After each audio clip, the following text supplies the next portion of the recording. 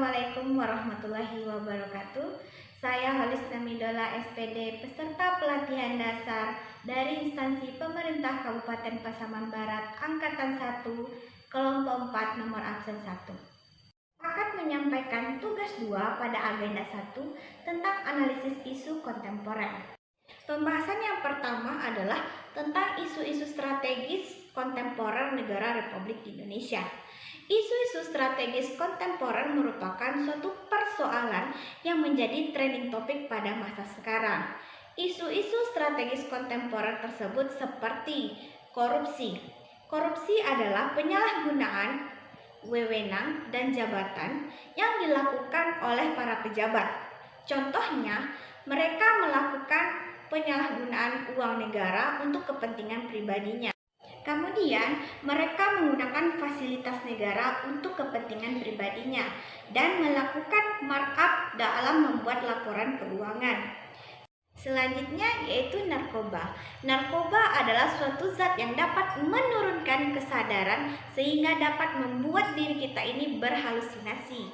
Zat yang terkandung dalam narkoba itu sendiri adalah narkotika, zat adiktif, psikotropika, dan obat-obatan terlarang. Contoh dari narkoba itu sendiri seperti ganja, morfin, sabu-sabu, dan berbagai macam lainnya. Kemudian, terorisme. Terorisme adalah perbuatan yang menggunakan kekerasan sehingga dapat mengganggu keamanan. Contohnya adalah ledakan bom bunuh diri yang dilakukan oleh para terorisme.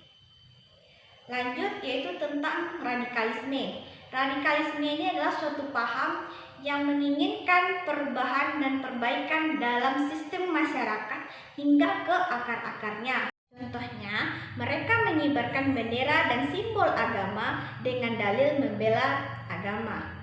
Berikutnya adalah money laundering atau pencucian uang, yaitu perbuatan yang dapat menyembunyikan dan menyamarkan hasil kekayaan yang seolah-olah berasal dari kegiatan yang sah.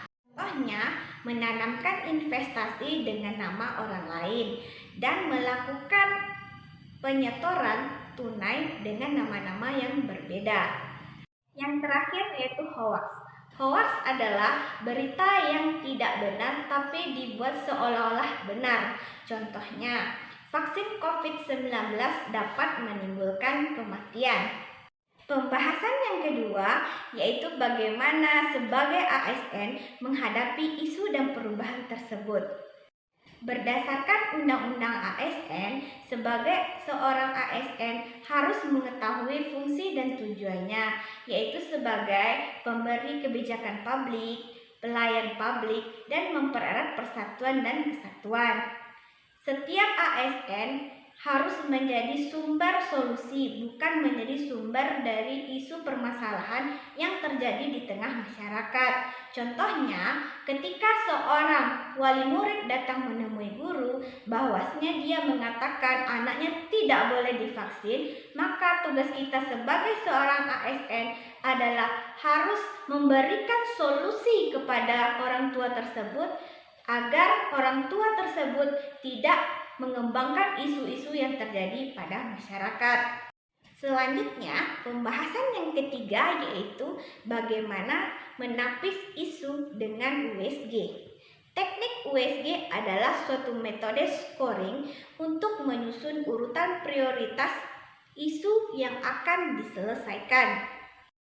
Cara menapis masalah dengan USG yaitu dengan menentukan tingkat urgensi, seriousness, dan growth dengan menentukan skala nilai 1-5, yaitu dengan melis masalah-masalah yang ada, kemudian merinci masalah tersebut dan mengurutkan masalah yang perlu didahulukan terlebih dahulu.